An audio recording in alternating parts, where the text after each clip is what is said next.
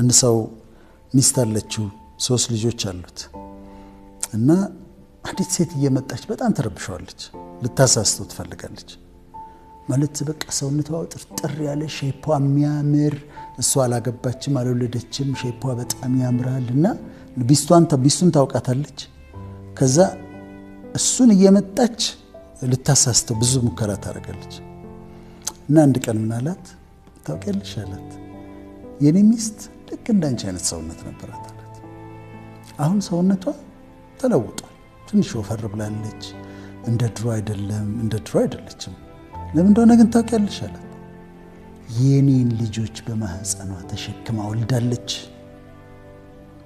ወልዳ ጡቷን አጥብታቸዋለች የሰውነቷ ለውጥ የመጣው ከዚህ የተነሳ ልጆችን በማህፀኗ ተሸክማ ወልዳለች እየተሯሯጠች ያሳድጋለች ጡቷን ታጥብታለች ግን እንደዛም ሆኖ እሷም አሁንም ትበልጥሻለች ስለዚህ እኔ ልታሳስችኝ አትሞክሪ አላት ውስጠኛ ውበት ማለት የውስጥ ውበት ማለት የአንዲት ሴት ለምሳሌ ለሴቷ ባወራ አእምሯ ማይንዷ አመለካከቷ አስተሳሰቧ ሰውን መውደዷ ደግነቷ ትህትናዋ ትጋቷ ቤቷን ማስተዳደሯ እነዚህ የውስጥ ውበቷ ናቸው ይሄኛው ኤክስተርናሉ ከውጭ ይታያል የውስጡ በአኗኗሯ ይገለጻል ስታወራ ይታወቃል ስትኖር ስትገባ ስትወጣ ስታያት የውስጥ ውበቷን ታያለሽና እውነተኛነቷ ታማኝነቷ ደርባባነቷ ትሁት መሆኗ ድሃ መውደዷ እነዚህ ሁሉ አንዲት ሴትን በጣም ነው የሚያስወቧት ስለዚህ ልዩነታቸው ይሄ ነው ግን የሰው ትኩረቱ በጣም ውጪው ላይ ይሆንና የውስጡ ውበት ኢግኖር ይደረጋል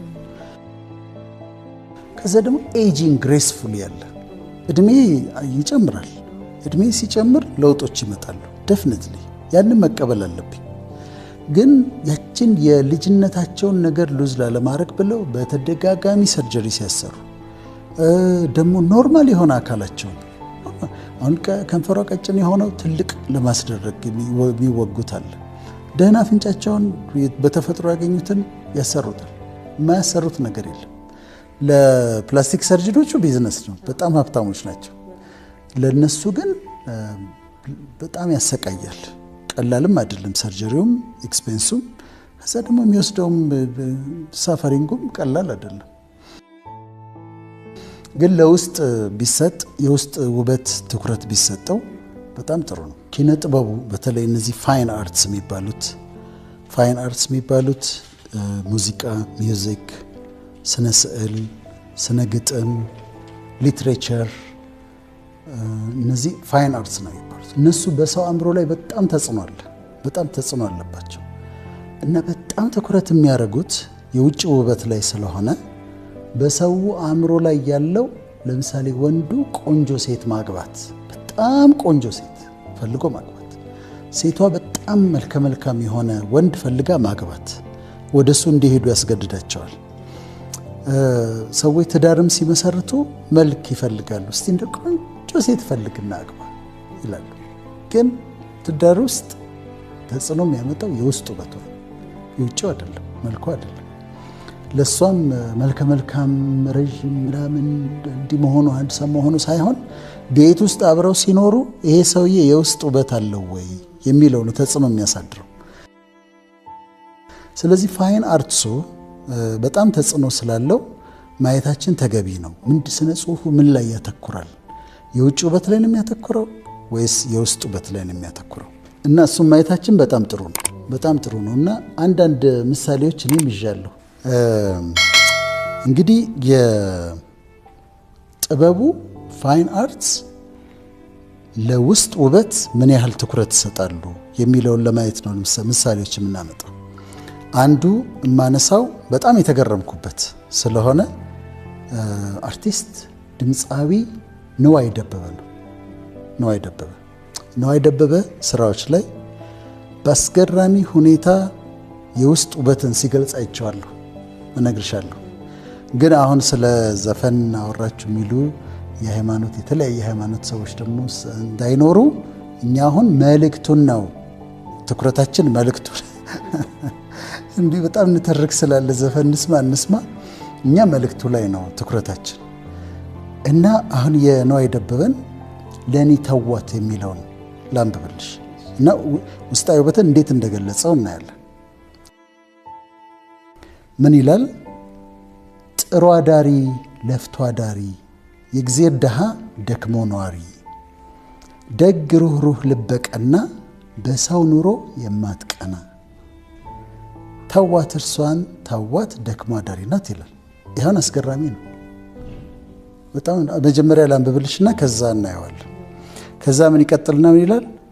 አስተዋይና ርቆ አሳቢ ዘመድ አዝማዱን ሰብሳቢ አስተማሪም ሁሉን አዋቂ መካሪ ናት አስታራቂ ይላታል። አዛኝ ሰው ናት የምትሳሳ ክፉ ደጉን የማትረሳ ሁሉን መስሎ ነዋሪ ጸባይዋ ጉልበቷ ደስታዋ ስራ ነው ጎጆዋ ኩራቷ።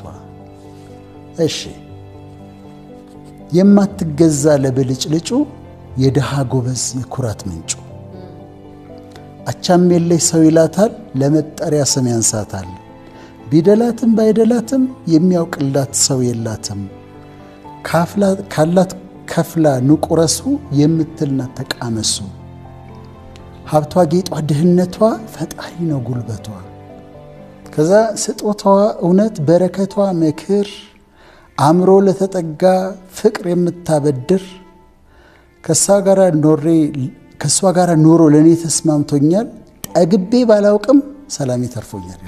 ገጣሚ ስለሆነ ነዋይ ራሱ ማምሹር ራሱ ነው። አሁን እዚህ ቦታ ላይ አንድም ስለ ውጭ ውበት አላነሳም። ስለ ከንፈሯ፣ ስለ ጥርሷ፣ ስለ አይኗ፣ ስለ ጸጉሯ ምንም ነገር አላለም።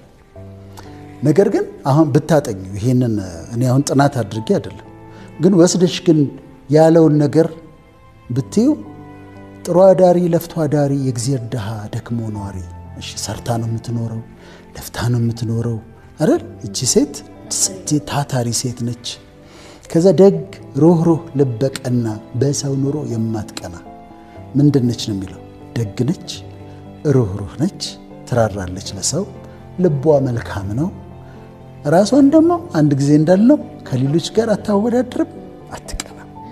ተመልከች ስራዋን ሰርታ ምናልባት ሴቱ ጥፍሩን ተሰርቶ ምናምን ቁጭ ብሎ ሲውል እሷ ሄዳ ሰርታ ደክማ ለፍታ ልቧት ትመጣለች። በሰው ኑሮ አትቀናም።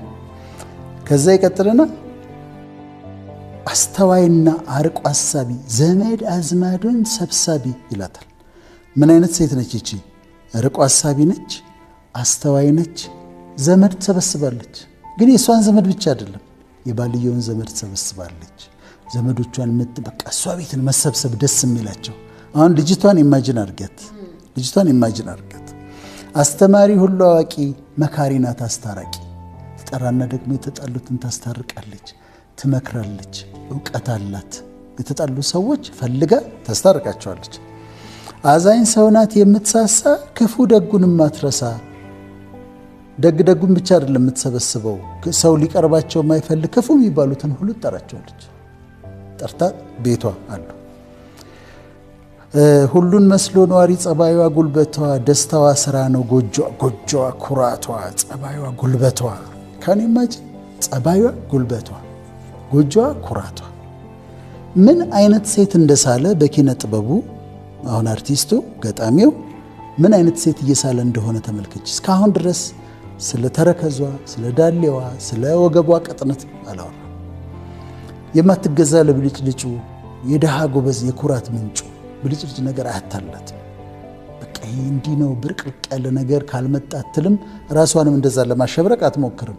ይልቁን ውስጧ ነው ያሸበረቀው በተዋበው። አቻም የለሽ ሰው ይላታል ለመጠሪያ ስም ያንሳታል። ቢደላትም ባይደላትም የሚያውቅላት ሰው የላትም ይልና ካላት ከፍላ ኑ ቅመሱ የምትልናት ተቃመሱ። ሀብታም እኮ አይደለችም ግን ኑና ቅመሱ ትላለች፣ ታበላለች። ሀብቷ ጌጧ ድህነቷ ፈጣሪ ነው ጉልበቷ። እዚህ ጋር ደግሞ ተመልከች ፈጣሪን አምጥቶታል። ስለዚህ ፈጣሪ የምትተማመነው በሀብታም ሰዎች አይደለም፣ የምትተማመነው በዘመዶቿ አይደለም፣ የምትተማመነው ፈጣሪ ነው ጉልበቷ ይላታል። ስጦታዋ እውነት፣ በረከቷ ምክር፣ አምኖ ለተጠጋ ፍቅር የምታበድር ፍቅር ታበድራለች ይላታል። አንዳንዶቹ እኮ ልጆች እኮ ጂኒየሶች ናቸው፣ አላጠናናቸውም እንጂ አሁን ይሄ ልጅ ስል አርቲስት ነዋይ ደበበን ማለት ነው። እና እነ ነዋይ የተነሱት እኛ 11ኛ ክፍል ሆነን ነው። ነዋይ አሁን እኔ 11ኛ ክፍል ነበርኩኝ ሲያወጣ ዘፈን እና አንድ ላይ ነው የተነሱት። ነዋይ ደበበ፣ ጸጋዬ እሸቱ፣ ፀሐዬ ዮሐንስ፣ ቴዎድሮስ ታደሰ፣ አመልማል አባተ፣ ኩኩ ሰብስቤ አንድ ሲዝን ላይ ነው። እና በተለይ በደንብ ማስታውሰው ነዋይ ሲያወጣ ተቀጠፈ ሎሚ ተበላ ትርንጎ የሚለው ጥቅምት አበባ በደንብ አስታውሰዋለሁ እድሜዋ ላይ ስለነበርኩ። እና አሁን ነዋይ ደበበ ምን አይነት ሴት ነው የሳለው? ቅድም እንዳልኩሽ እኔ ዘፈን አድማጭ አይደለሁም፣ ማለት ፈልጌ ዘፈን ማዳምጥ አይደለሁም። አሁንም ስናነሳ የዘፈንን ክርክል ልናነሳ አይደለም፣ ግን ከአእምሮ የወጣውን የሳላትን ሴት በግጥም የገለጣትን ሴት ስትመለከች ግን ውስጧ በጣም የተዋበ ሴት ነች፣ እጅግ ውብ ሴት ነች። አሁን እቺ ሴት ፊዚካሊ ስታያት ሰው በሚለው ፐርሴፕሽን በጣም ቆንጆ የምትባል ላትሆን ትችላለች። ውስጧ ግን እንደዚህ ያጌጠ በጣም የምታምር ውስጧ ድንቅ የሆነች ሴት ነች። እና መጨረሻ ላይ ምን አለ ኮንክሉድ ሲያደርግ ከእሷ ጋር ኑሮ ለእኔ ተስማምቶኛል፣ ጠግቤ ባላውቅም ሰላሜ ተርፎኛል። ጠግቤ አላውቅም እኮ ብሏል። ማለት ሀብታም ሴት አግብቶ ምናምን ወይ እሱ ሀብታም ሆኖ የጥጋብ ኑሮ አይደለም የሚኖሩት። ሆዴ ባይጠግብ ግን ሰላሜ ተርፎኛል ይላል። እንዲህ አይነት ሰዎች ያስፈልጋሉ በኪነ ጥበብ ውስጥ። ምን የሚያደርጉ ስለ ውስጥ ውበት የሚነግሩን ሰዎች፣ በሊትሬቸሩም በተለያየ መንገድ ኢቭን በስዕልም ይቻላል የውስጥ ውበትን ማሳየት እና በስነ ጽሁፉ በልብ ወለዱ ምናምን ሰው ትኩረቱ ውጭው ላይ እንዳይሆን የሚያደርጉ ሰዎች ያስፈልጋሉ። ግን ለውስጥ ውበት ትኩረት የሚሰጡ እንደዚህ አይነት ሰዎች ሲኖሩ ሰው ወደ ትዳር ለማግለብ ይሄድ ሲል ስለ መልክና ስለ ቁመት ስለ ምናምን እንደው አይኗ እኮ ምን እንደሚያካክል በቃ በጣም ነው አይኗ የሚያምረው ጥርሷ ምናምን ብሎ አይደለም ትዳር ውስጥ መግባት ያለበት። ውስጧን አይቶ ምንድን አስተሳሰቧ እንዴት ነው መልኳ እንዴት ነው ብሎ አስቦ አናግሯት ከአንደበቷ የሚወጣው አኗኗሯን አይቶ ነው መሆን ያለበት። ስለዚህ ወንድማችን አርቲስት፣ ገጣሚ፣ ድምፃዊ ነዋይ ደበበ አሁን እኛ ሀገር ጥናት አልተለመደም እንጂ የጻፋቸው ግጥሞች በሊትሬቸር ደረጃ ቢጠኑ በጣም አስደናቂ ናቸው ብዬ አስባለሁ። አንዱ አሁን ዛሬ ያየነው ለኔ ተዋት የሚለው የውስጥ ውበትን በደንብ አድርጎ የሚገልጽ ነው። ከውጪ አሁን ወጣቱም ዝም ብሎ ከውጪ አይቶ ዝም ብሎ በዛ ላይ ተመስርቶ አይደለም ማግባት ያለበት። ሁሉም ሴቶች ውብ ናቸው፣ ሁሉም ወንዶች ውብ ናቸው። እኔ እንደዛ ነው ማለት የእግዚአብሔር ፍጡር ስለሆኑ ሁሉም ውብ ናቸው። ግን በፐርሴፕሽን ደረጃ በቃ በጣም ቆንጆ ሴት ፈልጌ ነው ማገባው ሲል ወንዱ ስህተት ውስጥ ይገባል። ሌላ ደግሞ ምንድነው አንድ ምሳሌ ያለ ልጁ ስትዘምር ያትና አንድ ዘማሪን በጣም ይወዳታል። ከዛ ፍቅር ይዞታል። ያልገባው ነገር እሱ ያፈቀረው መዝሙሯን ነው። ገብቶሻል? ያፈቀረው መዝሙሯን ነው። ልክ አሁን አንዳንድ ሴቶች አክተሮችን ወደው ካላገባው ሞቼ ይገኛሉ ይላሉ። የወደዱት ግን አክቲንግ ነው። በኋላ ተጋቡ። ዘማሪዋን አገባት። ከዛ ፍቅሩ የለም እና ማታ ማታ እስቲ ዘምሪ ይላታል። እሷ ደግሞ እንዴት ትዘምር በየቀኑ ቤት ውስጥ? አይ እንዲህ ይሆናሉ። እና ማን ሲወዱ ማንን እንደወደዱ ውስጣዊ እሷነቷን መውደዳቸውን እርግጥ መሆን አለባቸው። አሁን እንዳልሽው ነው፣ ውበት ይረግፋል፣ ይለወጣሉ። ወንዱም ይለወጣል። ጎፈሬ አግብታ ይመለጣል፣ ሸንቃጣ አግብታ ይወፍራል፣ ሴቷ ትለወጣለች፣ የተለያየ ለውጥ ይመጣል። ማንነቷን የውስጥ ማንነቷን ከወደድኩኝ ግን መቼም እስከ እርጅና ድረስ አይለወጥም ያ ነገር። እኔ አንዳንድ ቤት አሜሪካ ምናምን ሲሄድ እዚህም አይቻለሁ በእንግድነት ተጋብዤ ሲሄድ አንዳንድ ሴቶች እንግዳ ሲያስተናግዱ የወንዱም መስራት አለበት ማስተናገድ አለበት ይሄው ምን ሰርታ ታመጣና ታስተናግድና እንትን በተለይ ውጪ የሰራተኛ ስለሌለ ሰርታ ምናምን ታመጣለች ከዛ ስታቀርብ ታስተናግድ ምናምን ታያታለች ከዛ ከጨረሰች በኋላ መጣው ትንሽ ደቂቃ 30 ደቂቃ ብላ ገብታ ሻወሯን ወስዳ ለብሳ ደግሞ ስትመጣ ትገረማለች እዛ ጋር ቤቷን እንዴት እንደያዘች ከዛ ደግሞ ራሷን እንዴት እንደያዘች ስትመለከች ትገረማለች እና የውጭ ውበት ዋጋ የለውም ማለታችን ሳይሆን ግን ሴቶችን ትኩረት ማድረግ ያለባቸው የወንድ ልጅ ካራክተሩ አስተሳሰቡ አመለካከቱ ደግነቱ ታማኝነቱ እሱን ነው ማጥናት ያለባቸው ወንዱ ደግሞ ሴቷን እንዲሁ እንደው ፈዞ በመልክ ፈዞ ሳይሆን ጠጋ ብሎ አውርቷት ስትናገር ይገለጣል በመውጣት በመግባቷ ታማኝነቷ ፌትፉል ነች ወይ ኦነስት ነች ወይ እውነተኛ እነዚህን የውስጥ ውበቷን ማየት በጣም አስፈላጊ ነው